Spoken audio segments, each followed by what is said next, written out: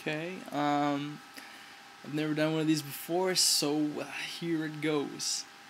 Um, so I've been having some vivid dreams the last month or so, and two of them, I think that if anybody had these dreams, like they they would stick with them for the rest of their life. I honestly believe that. And the thing about these two dreams are, um, they're pretty much opposite or north and south as they can get.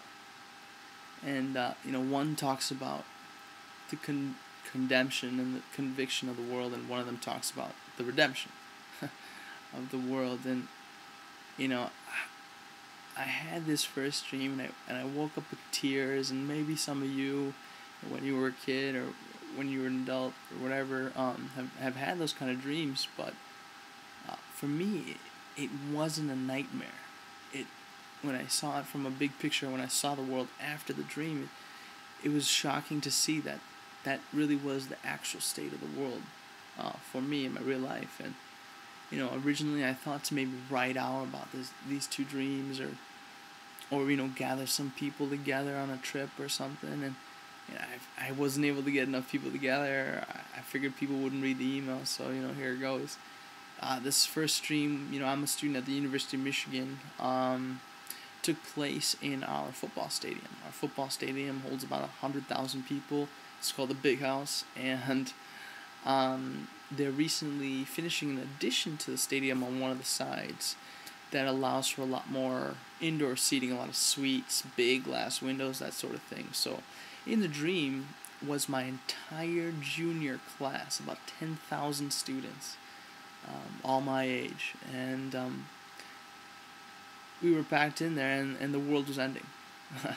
The world was ending around us, and we looked around the city of Ann Arbor around us, and it was tearing itself apart. We saw in the distance just plates of land subducting other plates of land, and about 50 feet above other parts of the road, and houses and cars and people falling into the abyss, the cracks and the gaps opening up, and just swallowing each other, and just massive destruction. And we saw the earth cracking and breaking apart and just crashing into each other, going over and going under each other.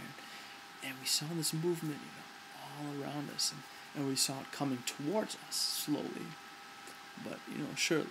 And in the dream, we we pretty much accepted that our time here on this earth was ending, and it was a matter of minutes, not days. It was maybe an hour or two most. So you think about it. You think about, where would you or your friends, the people in your life, where would they spend their last half an hour? Doing what? With who? And so that's what I observed. A very diverse group of people making different decisions on how they wanted to spend their last half an hour to an hour of life. And some of them were beside themselves crying, or spending it with a significant other, texting or something, but a lot of people were really just accepting it and taking the chance to enjoy what they spent most of their life on. There was a lot of drugs and a lot of alcohol, a lot of partying and stuff like that, and I was observing all this, and for me, it was an easy decision of what to do, because I was ready to go. I have been ready to go.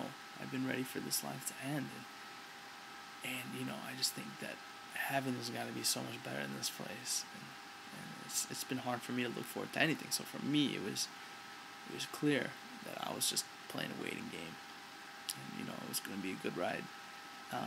But the thing about it was, I knew that everyone else was facing eternal separation from Christ and God, and that's something that just tore at me. And people I knew, even people I didn't know, I realized that nobody, no matter what they've done, deserves hell, or what happens when you're not with God at the end. Nobody deserves that. So people I didn't like, people I liked, I ran up to them and I said, this is the proof of God. Can't you see it? Your New Age stuff, or your watered down religion, it doesn't apply here. You can see before your very eyes the existence of God. You must accept it. You must repent. Please. You're facing eternal damnation, and you don't want to go through that. You don't want to repent. Sit down and listen and accept God's presence. And some people, saw it as a sign, and some people, turned to God, but many, many, many other people just accepted it.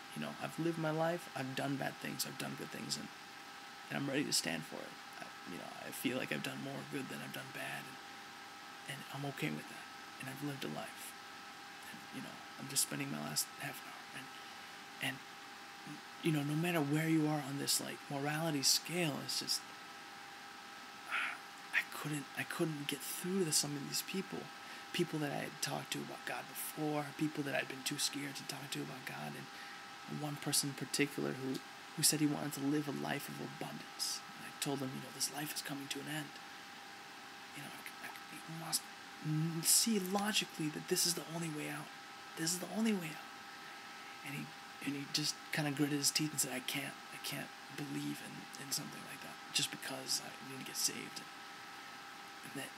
And it just didn't make sense logically to me, and it tore me up, and I broke down, and I started sobbing.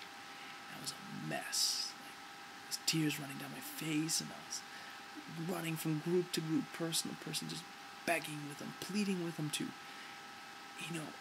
see the only way out.